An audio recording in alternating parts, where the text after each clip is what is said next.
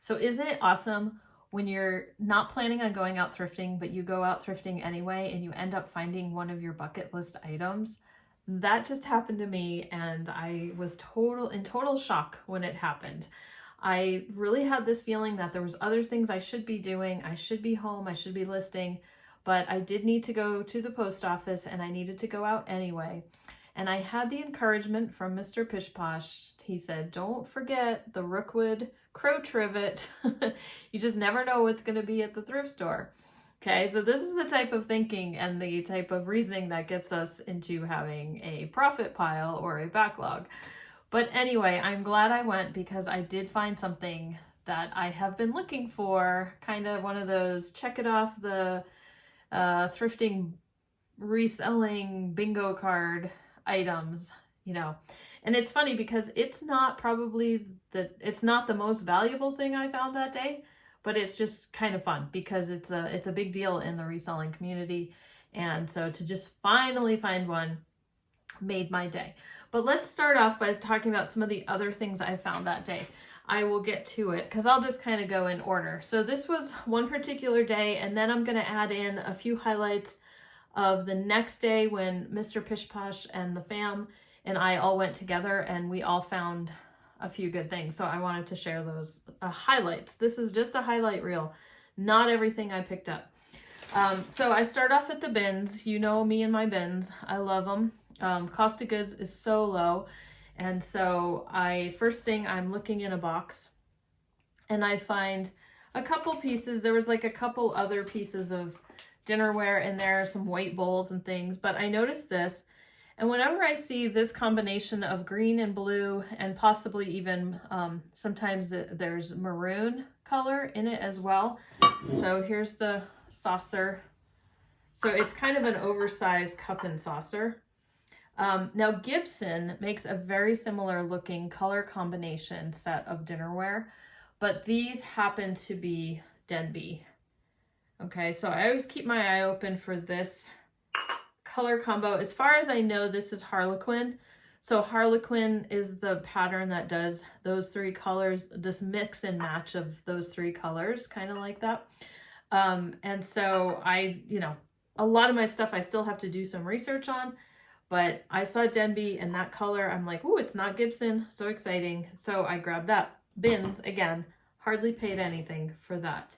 So the bins also yielded a pair of shoes. I don't pick up every pair of Born shoes, but I do pick up the fisherman style sandals. These always seem to do pretty well. Even the ones with the closed toes can do even better. But, it's just a bread and butter, quick $25, $30 for those. The other pair of shoes that I found there, it was a brand I was going to let you know about.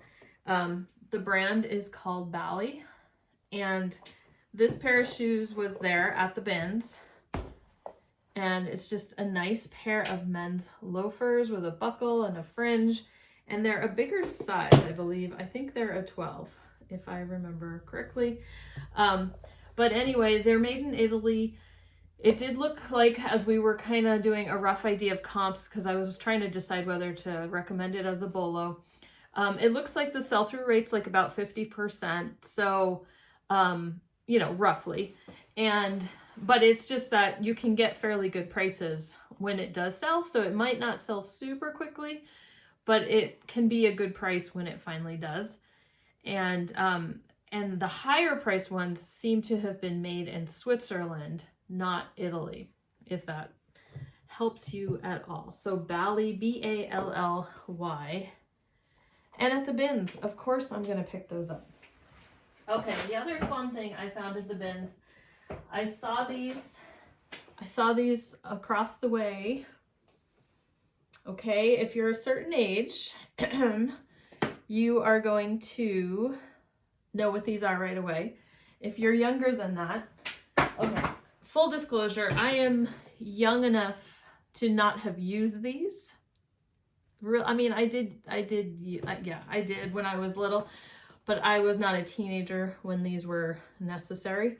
If you're wondering what they are, I will try to open one and you can see what gets stored in them. 45 records. Okay, so I just think those are super cute, such fun colors. Disc Go case is what they're called. Now, I got these at the bins. Again, I didn't pay even $1 for them. They're probably worth about $20 a piece. We need to clean them up a little bit. But they're good, like harvest gold, avocado green colors. Now, turquoise, pink, those seem to be selling for a little bit better of a price, but 20 bucks or so a piece on these is probably what we're looking at to get. I might try them, I don't know, I might try them on the quirky Facebook group, vintage group, I'm not sure. I got to get my act together and start getting some more vintage listed over there. So I want to say that was probably it. That was interesting and noteworthy at the bins. Like I said, I wanted to just do highlights because I wanted to just share the things that maybe we can all learn from a little bit. Okay, so let's move on to the next place I went to. If you remember this video, I'll put up a picture. I went to a kind of a funky place that I thrift in our town, and it's an estate sale. It's an ongoing estate sale that for multiple estates that is run by the county treasurer's office. And so I explain all that in the video, and I'll link that video at the end if you want to see it. So I decided to, you know what, it's been a few months. I haven't gone there. So I am going to just go ahead and, you know, see if they have anything new. Sometimes the stuff stays the same for a while.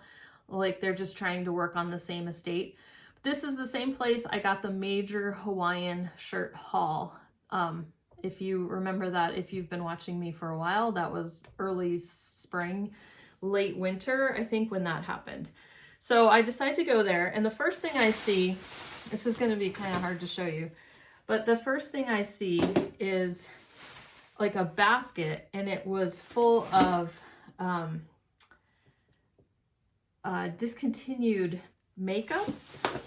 You know, there's like all these different kinds of makeups and you know, little things like this. So they're all marked, they were all marked like 50 cents, 25 cents.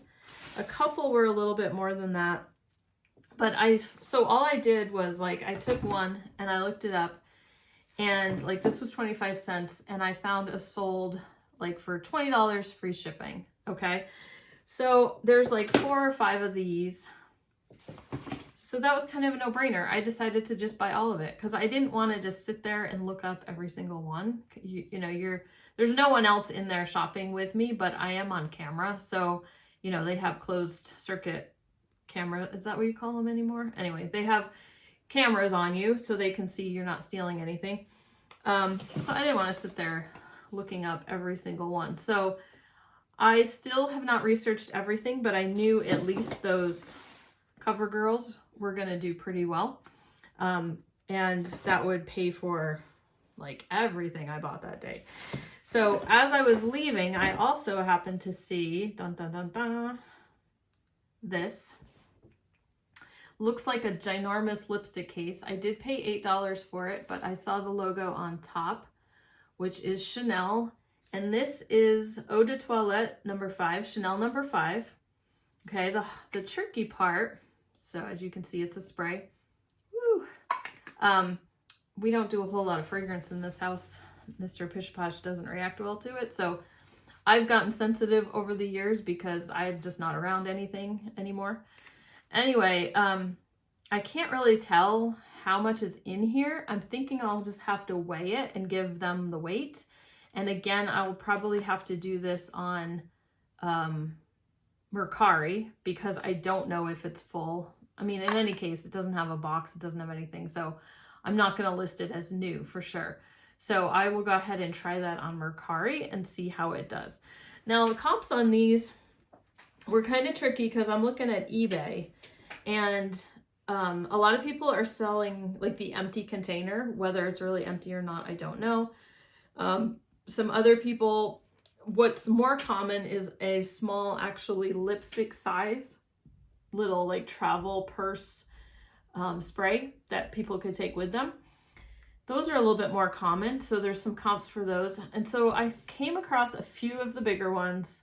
Some were empty, some were not, or they were sold in a lot with a bunch of the little ones. So it was really kind of tricky to find comps on that. So I might just have to kind of make up a price. So I think that will be profitable. So I was happy about that.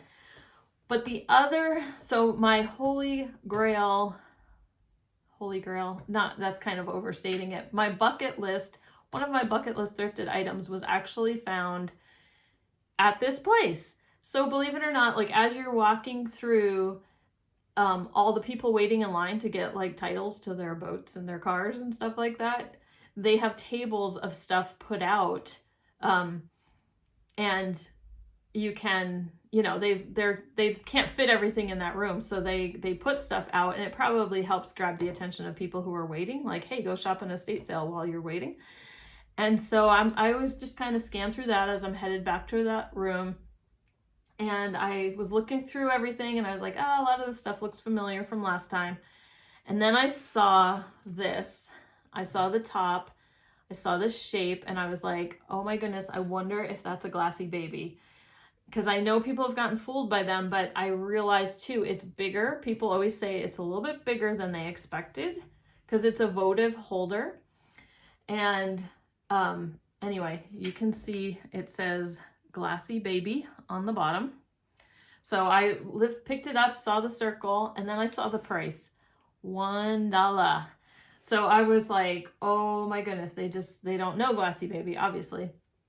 But it was just super exciting to find one in the wild. I will say, I did find one. I did see one with my own eyes on our road trip to Washington. So it's the first time I did see one in a thrift store, but they had it in the case. And it was, you know, Glassy Baby is a Seattle company, and that's where it started. And so everybody knows it. And if you aren't familiar with it, I did talk about it, I'm pretty sure, in my bucket list video. And I need to redo my bucket list video because I need to find out if I've actually, besides this one, if I found anything else this year. I can't remember that I did. This might have been the only thing. But I did think of a few other things that I would love to find someday. So I might have to add that to, you know, I might have to add that. Interesting. Sorry, a sale popped up and I was just thinking it was interesting. It sold. Okay, so you'll have to wait for a what sold about to find out what it was. Anyway, so what's nice about this one, what's kind of interesting, is Glassy Baby, the newer ones have a mark on it called, and I probably will say it wrong, but it's called a Triskelion or Triskelion. And it's like a little mark, you know, that's on the glass. And so you can say, if it doesn't have that, you can say it's pre-Triskelion. And I can't remember the year that they did that. And so it just kind of helps date them. The company itself started in 2001. So we're not, you know, the very first ones would be considered vintage, but I do think that they are still selling this. I did Google Lens and just now, and I found the name of it. It's called Friendship, and someone sold one on Etsy for $60. I think somebody is selling one on eBay for $60. The new ones with the mark that you can still get on the website, I think they still have this color combo too, maybe not. This might be retired, so this color combo might be retired, I'm not sure. But the new ones are selling for $60 as well. So it's kind of nice. It's still selling for about the same price as a newer Friendship one. Anyway, so $1 into $60, and I can mark that Glassy Baby off my bingo card, if you want to say that. The other thing I got that's very interesting that I just, like I said before, I don't know glass. It's one of my like weakest points. I've picked up a few things here and there, mid-century type glass or things like that. But I picked up this bowl, and to me, it was just something special, okay? So it was $10. I paid $10 for it. And it's got this awesome, as you look through the little circles, it's kind of, I don't think you would call that optic glass, but it does give, you know, the little fisheye kind of thing. The coloring, the first thing that popped to my head was cut to clear. I don't know if I can use that, if that's really what that is. Anyway, like I said, I have enough knowledge to be dangerous, but I don't know everything. So Google Lens is returning ones that are described as Bohemian. So like check glass, okay? And I just need to research that more. I need to ask. I'll probably ask in some of the glass groups, or if any of you know for sure and want to leave a comment down below if that is what you would call it, like Bohemian glass bowl. I'm not sure comps on this. Prices were kind of all over, and I haven't really gone that deep into the research. Google Lens gave us one that had a kind of a similar like sunflower petal type design here, but different. So I don't know. We will see. Sometimes I just follow my gut. I'm like, you know what? It feels like quality. I am going to go for it. Okay. Now that day, the only other thing of note, I believe that I picked up that day was another thrift store. And I don't think there was anything super special there, except I did see a doll, and I recognized her face as an American doll, just the style. She was up on top of a clothing rack with two other dolls, which I couldn't see their faces. And I usually grab any doll that kind of looks like this, and it's usually the Target kind of, the Target dolls, right? Our Generation, or I forgot what the other one's called, but they're like made by Batat or whatever. And so it's usually that's what it is I find. Now this one is American Girl for sure. I did recognize that. The other two that were up on the shelf when I turned them around, they were definitely the Target dolls. So this one is marked American Girl. Now the ones that are the most valuable are the vintage ones, and those will be marked Pleasant Company on them. And I think the body on them is white. Okay, those are going to be the most valuable. So she is, I think, just from like, she's newer. She's from like 2016 or 17. I think there's a tag that'll say the year on it. And I did find the name. And I think it's along the lines of, I forgot to look it up again before the video. Along the lines of a Just Like Me doll that they do, and you can order it to look very similar to your daughter or whoever it is that you're buying the doll for. So there's always variations on hair color, skin color, eye color, that type of thing. So I just need to kind of, she's quite, you know, she's a little jumbled. So if I can just kind of clean her up a little bit and just make her a little bit more, like comb her hair or something like that, then I think I can get maybe $50 for her. And I paid about $6. I paid $6 for her. So I think that was the best thing I got. I think I got my boys some Lego books and some books to read at that thrift store. Oh, there was another thrift store I went to that day. How could I forget? I went to a thrift store that I hadn't been to in a while. It's like a little private one in my town. They had moved. Now they had moved from their location, and they moved into a place that has an antique mall. And so I just thought that they got a couple booths and just decided not to pay rent, you know, in the place that they were at, and just decided to like get a few booths and run it out of this antique mall. So I was kind of in the mood for going different places, right? And so I had gone to the bins, and then I went to this place at the county treasurer, and I was like, I don't really want to go to Goodwill again. And so I thought, you know what, let me go look at an antique mall. Kind of fun. I just do that every once in a while. And I'll just check out where this thrift store went to. Well, it turns out you go into the building. It's downtown Kalispell. There's a carpet shop, and you go downstairs, And the basement of the carpet shop is the antique mall. Well, it turns out you go in and then you go upstairs from the carpet shop, and she has like a little space up there. So it's kind of the size, same size as she used to have about, and it's like a full-on thrift shop. So I thought that was kind of interesting. And I'll show you a few things I got. First of all, I'm only sharing these because I want you to know the name. It's a mid-century thing. I totally overpaid for these for what they're worth. But I decided later that if I took everything I bought and I averaged my cost of goods, then I didn't do so bad. Because I got some other stuff for kind of cheap. So it kind of worked out. But I would not recommend paying a lot for this particular item unless it's a little bit bigger.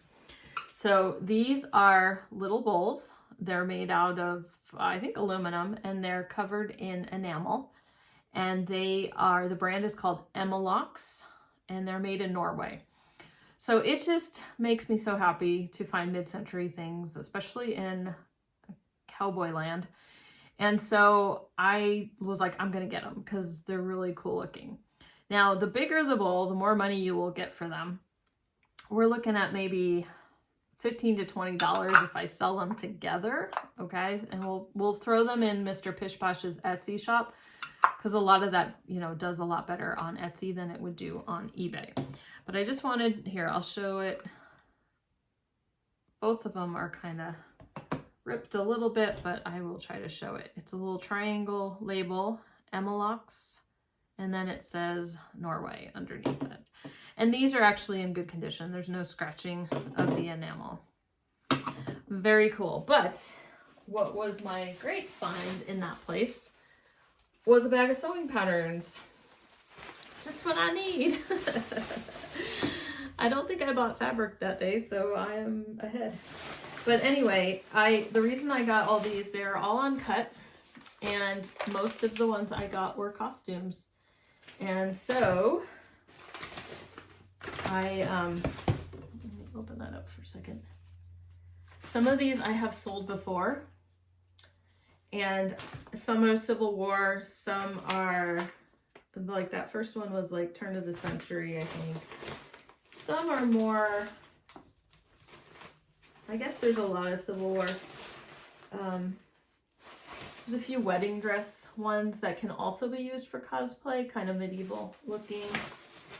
There's a men's one, and then there's also some duplicates in there too. So here's a men's one. I know I've sold that one, I think, for about $25 before. So she charged me $1 a pattern, and I was happy to pay it. So you see there's doubles. They might be different sizes, and I can just make a variation listing. So, oh, and then I got these, which I just thought were super fun. I'm sure you can still get these today, but they're iron-on patches like we would have on our jeans when we were kids that look like bandana. And it's in its original package. I just thought that was super cute. And I was supporting small business. Okay, so I think I will do well with those patterns. Those types of costume patterns do sell pretty much all year round. Okay, that was that store. Now, let's move on to the next day with Mr. Pish Posh. I did pick up some vintage clothing, and I'll show you that later. But I want to show you a couple other things I found there. All right, I'll start with Mr. Pish Posh found this. It's a wall sconce. Oh, I got to tell you where the thrift store is. So the thrift store that we went to a couple that day. But I don't know, the second one, I don't think we found anything super exciting. My kids found things and everything. But we found, okay, so there was a thrift store that I remember going to when I visited Montana, and I always liked it. There was always a bit of vintage. There was vintage hard goods, there was vintage clothing, and then other just items, you know, regular thrift store items. But I'll put up a picture. It was called Community Thrift, and it's just in, like, it's in an old church. And so when we moved here, it was closed, or it closed shortly after we moved here. And then it was closed all through pandemic. and I think it needed some remodeling, it needed some repairs or something like that, but they didn't open at all ever again since I've lived here. And so this summer I happened to go there, and so I did tell you about this thrift store one time, because this is the thrift store that I got that denim jacket, that beat up distressed denim jacket that was vintage that sold to the movie star. That's in an earlier video.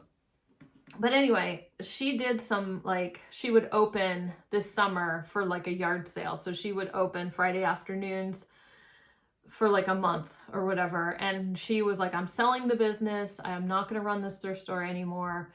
And she was trying to sell off her inventory.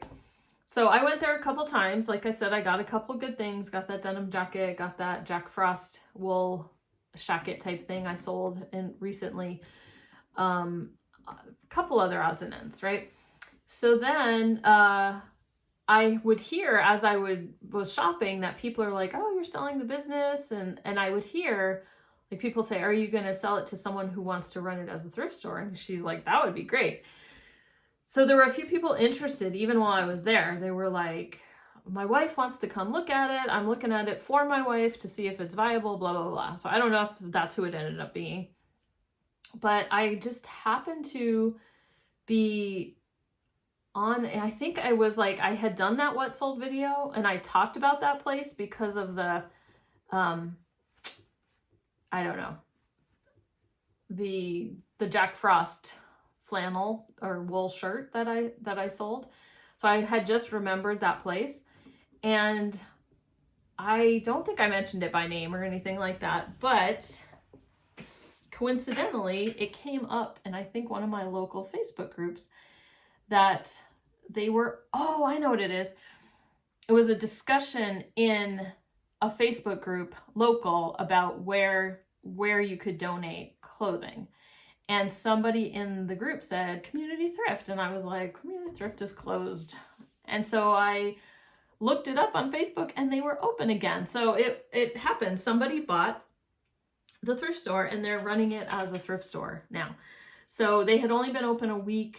I would have gone that Friday if I had known that, but I didn't. So we all went as a family on Saturday afternoon. And anyway, so we went in there. You know, hubby was, Mr. Pish Posh was in a mood to thrift. He was kind of antsy for it. He hadn't gone in a while, so he just dug and looked at like everything in that little store. So some of the stuff was left over from the original thrift store. Some of it I remember seeing this summer, but then some of it was new. And so that's where he got this. So it's a shade. It's like a sconce to a lamp. And just now we were doing some research and he found the lamp that it goes to. Obviously, if you have the lamp, it's going to be like good money. So it's glass, you know, it's glass. It's very Art Deco. So he actually found the same lamp that this goes to. So now he has a name for the lamp. So if someone needs a replacement, it's going to be easier for them to find it when he lists it. But he said he's going to shoot for, he says he probably could get at least $30 for it. And we paid $3 at that thrift store. Then one of my most favorite, okay, did I find anything else there I need to show you besides this? Oh, I got some buttons. You don't even want to know. You don't even want to know that I have a button stash. It's not very big. I sold buttons when I first started selling way back in the day, but I saw this little bag of buttons and kinds of odds and ends for $2, and I just thought they were really nice looking. They are mother of pearl, but they're carved mother of pearl and they're on like a metal back. So there's 2 big ones and then there's 3 that are this size. So I just thought those are nice. There was another one in there that was just covered in verdigris, and we might play around with trying to clean it, but I think it was really damaging the metal. Too bad. And then there was one that the mother of pearl was totally broken. So I salvaged these out of it, and so I will try listing those probably in my pattern shop because that's where I have sold buttons in the past. And then finally, this one might be my most valuable. I don't know if that Bohemian bowl will turn out to be something wonderful, special, but I'm going to end with sharing this wonderful thing with you. Okay, now I recognize it. Let's say I recognize it because I was looking on a shelf and I could see this part of it. And I thought, oh, it reminded me of some other pottery. And I was like, I got to check that next. Okay. It's just very unusual pottery design. And then I spun it and I saw the face and I was like, oh, that's got to be Bjorn Windblad. Okay. So I looked on the bottom and sure enough, let's see, let me do it right side up.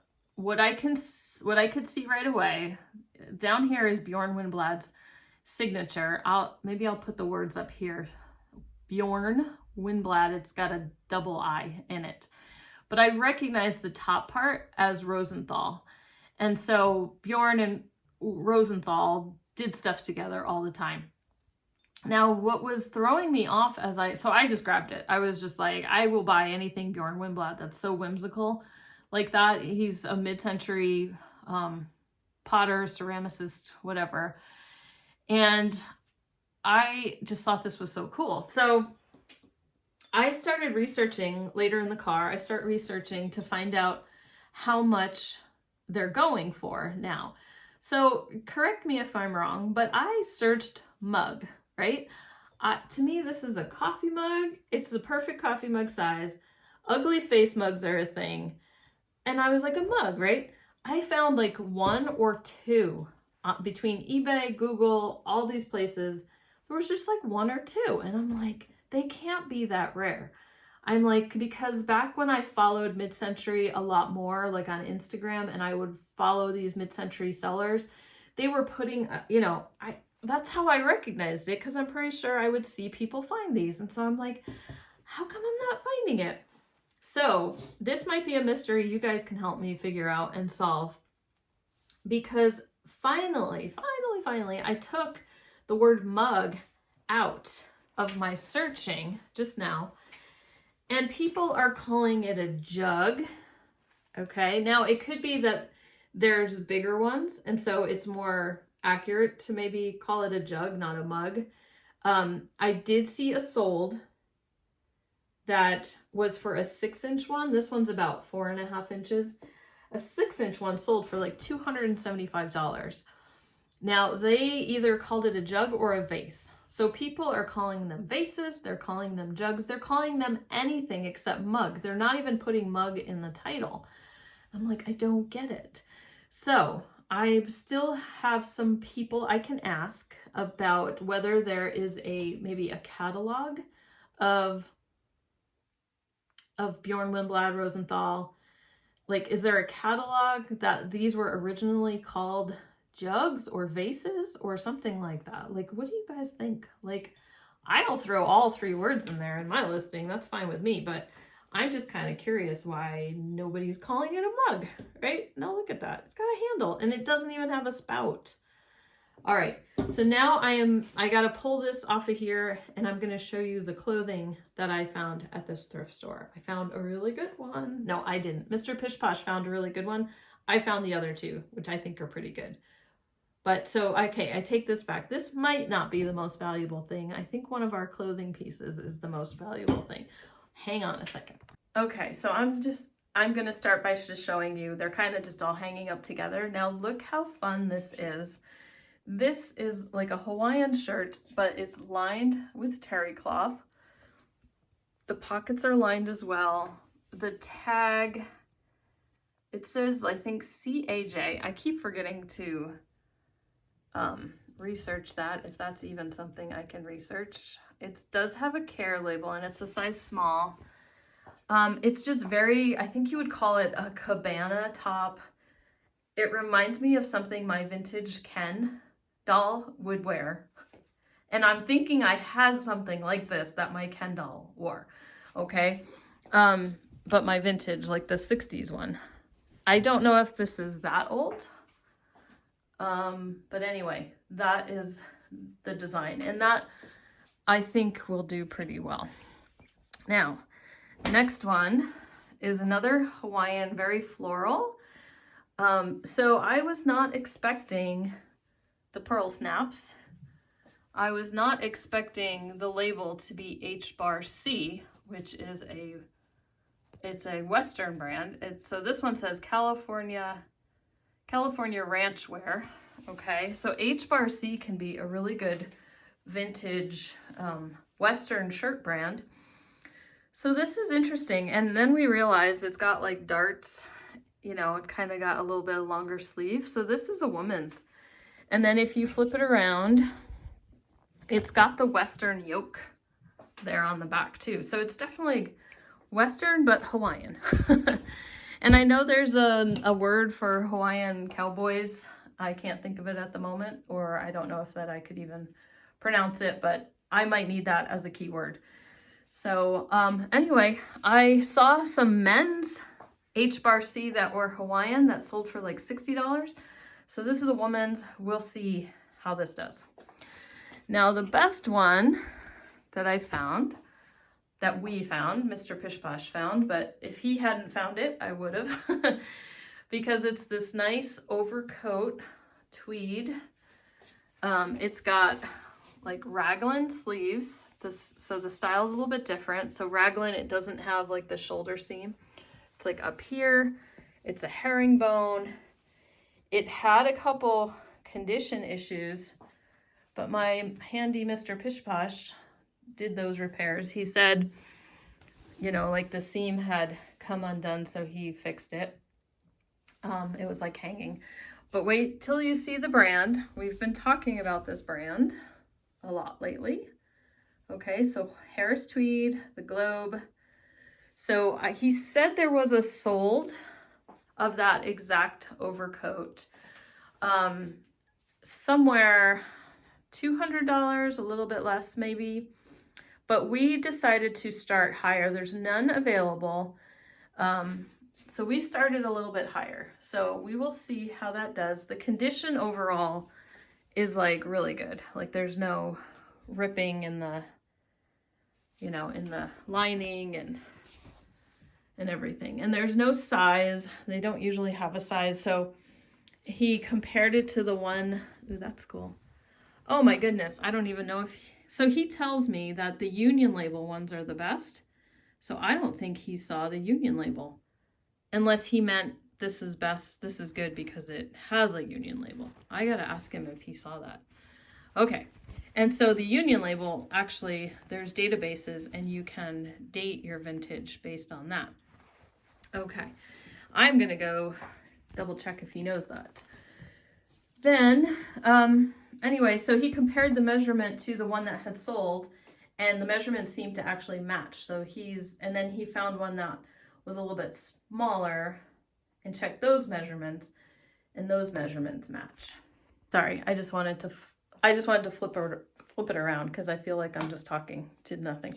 So anyway, yes, so that's exciting. Those were the highlights of a couple days of thrifting here in Montana. And now I really have to get to work because I need to stay home and like actually list instead of going out and keep finding these amazing things. So I will see you guys later this week. We will have the tie video, I promise, and we'll have another what sold this week. So I think that's what's on deck for the rest of the week. I am very happy you guys follow me, and it's always fun to have people that I can share these things with. And leave me a comment down below, your favorite find of yours this week, or let me know which of the items that you saw today, you know, if you have any information on any of them, or just which one do you think is cool. So I will talk to you guys later. Bye.